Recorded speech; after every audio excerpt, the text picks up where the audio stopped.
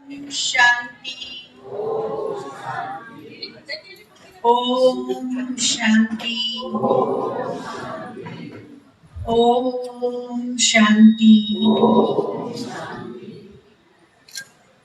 आज आप सबने रंगारंग कार्यक्रम मनाया, जिस कार्यक्रम के लिए बाबा कहते बच्चे उमंग उत्साह में भर के जब कार्यक्रम करते तो उससे आत्मिक शांति, आत्मिक खुशी की प्राप्ति होती है।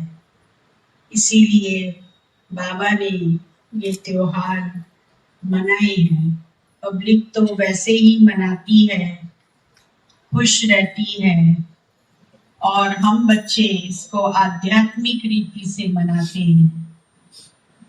ओम शांति भी बाबा ने उसका अर्थ बताया है कि मैं आत्मा शांत स्वरूप शांति धाम की रहने वाली हूँ।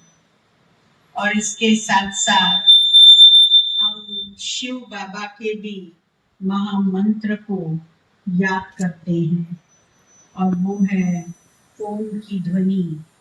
ओम की ध्वनि से हमारा मन भी खुश, क्योंकि बाबा ओम अर्थात परमात्मा है, और वो परम पिता परमात्मा आकर के हमारे मन में शांति पैदा करते हैं, आनंद पैदा करते हैं। तभी परमात्मा को ज्ञान का सागर, सुख का सागर, शांति का सागर कहा जाता है। आज परमात्मा ने हम आत्माओं के सामने जगदम्बा सरस्वती अर्थात मम्मा के स्वरूपों को दिखा दिया है कि उनके जो 9 स्वरूप हैं, जो समय प्रति समय लोगों को साक्षात्कार हुए और उन्होंने पूजन और गायन योग्य उनको बना दिया। एक एक देवी से अलग अलग प्राप्ति होती है। जगदम्बा सरस्वती सबकी मनोकामनाओं को पूर्ण करने वाली है, और इसके साथ साथ जगदम्बा स्वरूप भी लक्ष्मी के रूप में आता है, जो धन की देवी है। सरस्वती का रूप आता है, जो विद्या की देवी है, और काली माता वो है जो सबके जितने भी रुद्र स्वरूप दिखाकर आसुरी वृत्तियों का वध करती है। और यही नहीं, बाबा कहते बच्चे अन्नपूर्णा भी है।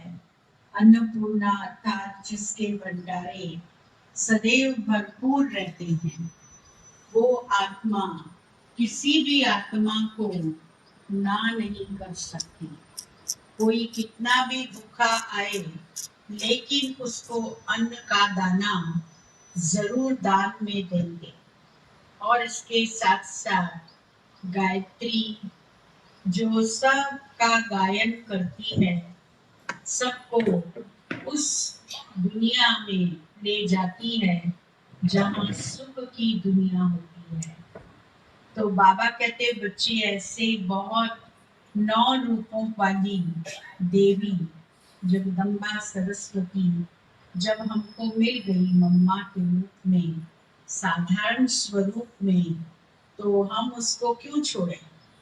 उसकी प्राप्ति हमको करनी है और अन्य आत्माओं को भी करानी है। आज आप सबने नवरात्रे का दिन मनाया। लोग तो रोज रात को गरबा करते हैं, पर बाबा कहते आपने दिन में गरबा कर लिया। दिन में गरबा करके आवाहन कर लिया देवियों का, तो इतनी सारी देवियां देखो आपके सामने उपस्थित हैं। सब देवियां हैं, अलग अलग कुल की देवी हैं, अलग अलग संस्कारों की देवी हैं, अलग अलग प्राप्ति कराने वाली देवी है। परंतु अभी तो इन देवियों का पता नहीं चलता है, लेकिन अंत में सबको साक्षात्कार होगा कि ये देवियां कौन से फरिश्ते रूप में आकर के हम सबका उद्धार करने वाली है। इसीलिए आप सब यहाँ पधारे, बहुत खुशी हुई। आपको खुशी हुई कि नहीं? बहुत खुशी हुई। थोड़ा सा भक्ति मार्ग का मिक्सचरिटी तो हमने किया ही, हाँ, तो थोड़ा बहुत तो करना ही चाहिए। उमंग उत्साह तभी आता है, अपना ज्ञान तो है ही एकदम सूखा ज्ञान। ज्ञान में इसीलिए बाबा ने ज्ञान के गीत ऐसे सुंदर बनवाए हैं कि जिससे कि उन गीतों को सुनकर हम नाचने लगे, खुशी में झूमने लगे। तभी जब हम झूमेंगे, नाचेंगे, गाएंगे, तब हमारी स्व उन्नति भी सहज ही होती जाएगी। इसीलिए अब आपको भोग मिलेगा बाबा के घर से, और सबको जाकर अपने घर में अखंड ज्योति का अगर किसी ने जलाई है तो बहुत अच्छा है, क्योंकि अखंड ज्योति कोई भक्ति मार्ग नहीं है। कई लोग मुझसे कहते हैं कि ये भक्ति मार्ग नहीं है क्या? बाबा ने तो हमको कहा ही नहीं है कि ऐसे ज्योत जलाओ, तो हम क्यों करें? लेकिन ये अखंड भक्ति मार्ग नहीं है। अखंड ज्योत जलाने से जो ज्योत का ओरा होता है, आपने देखा होगा जब ज्योत जलती है बहुत सालों से, जैसे आप जाएं ज्वाला जी तो वहां परमानेंट ज्योत जलती है, और उस ज्योत का जो स्वरूप है, उस ज्योत का ज्योति बिंदु परमात्मा, ज्योति बिंदु आत्मा, ज्योत का नाम ज्योत माना ज्योति बिंदु, हम उसको ज्योति बिंदु के रूप में देखें। उस बिंदु का जो ओरा है वो हमारे घर की प्रत्येक नेगेटिविटी को समाप्त करता है। इसीलिए ज्योत जगाई जाती है। ज्योत कोई भक्ति मार्ग के सिद्धांत के हिसाब से नहीं है, परंतु वो है कि हम आत्माओं के घर, जैसे देखो हम रात को सोते हैं, सब खिड़की दरवाजे जब बंद कर लेते हैं तो क्या होता है, कपूर का धुआं घर में करते हैं। कपूर का धुआं क्यों करते हैं, अगरबत्ती क्यों जलाते हैं, इन सब का भी रहस्य है। कपूर का धुआं हमारी नेगेटिविटी को समाप्त करता है। अगरबत्ती हमारे अंदर जो इम्प्योरिटी होती है पूरे घर के अंदर, उस इम्प्योरिटी को खत्म करती है। आप लोग तुलसी क्यों रखते हो घर में और तुलसी पर जल चढ़ाते हो? तुलसी भी नेगेटिविटी, जो पौधे होते हैं उनमें भी इतनी शक्ति है प्रकृति में, जो हमारे मन और संस्कारों को बदल देती है। तो इसीलिए हम इन सब चीजों का प्रयोग कर सकते हैं, इसलिए कि हमें अपने घर में जो सारे दिन में क्या होता है, कोई ना कोई आते हैं, व्यर्थ बातें करते हैं, व्यर्थ चिंतन चलता है। कोई ऐसा तो है नहीं कि हर समय भगवान का ही नाम लेते रहते हैं या अच्छी बातें ही करेंगे, पॉजिटिव बातें ही करेंगे, परंतु आकर के नेगेटिव बातें सुनाना, तो घर के अंदर क्या हुआ, वो कचरा भर गया। अब उस कचरे को निकालने में हमारा इतना योग नहीं है कि हम उसको निकाल सके। तब फिर उसके लिए हमें दीपक का, कपूर का, अगरबत्ती का सहयोग लेना पड़ता है, और जब हम उनको जलाते हैं तब फिर जितने भी नेगेटिव पॉइंट्स होते हैं वो सब समाप्त हो जाते हैं। इसीलिए हमें इनका उपयोग करना चाहिए, और खुशबू भी देते हैं वो। खुशबू अपने घर में अच्छी रहती है।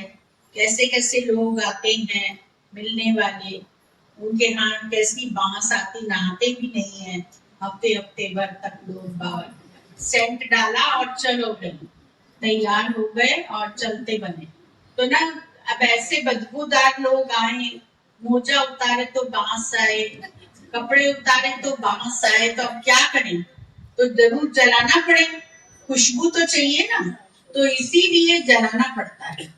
तो आप लोगों को भी ये पता रहे कि इसका कारण क्या। कोई पूछता है कि आप लोग भक्ति मार्ग करते हो, तो बता सकते हो कि ये भक्ति मार्ग नहीं है, ये खुशबू को फैलाने का साधन है।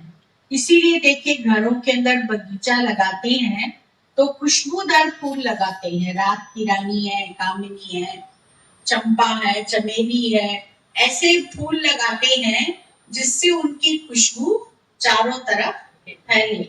और खुशबू रहने से पॉजिटिव सोच भी वैसा ही चलता है।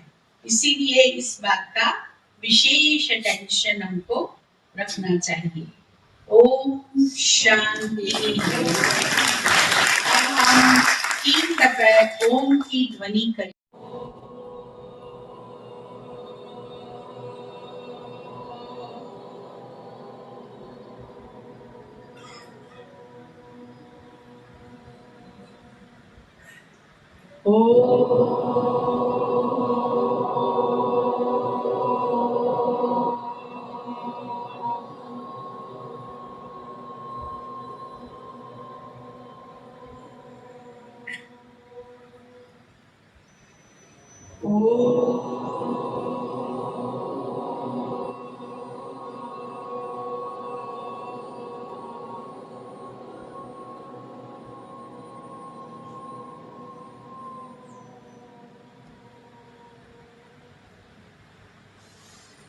ओम की ध्वनि करने का मतलब ऊपर से दिमाग भी दुरुस्त रहे और मन भी दुरुस्त रहे। ओम, ओ और मन, ओ दिमाग, तो ये दोनों चीजें दुरुस्त रहनी चाहिए। इसके लिए ओम की ध्वनि करते हैं। तो इसीलिए घर के अंदर भी सुबह सुबह उठकर या रात्रि को सोने से पहले ये ओम की ध्वनि करके फिर सोना चाहिए। ओम शांति।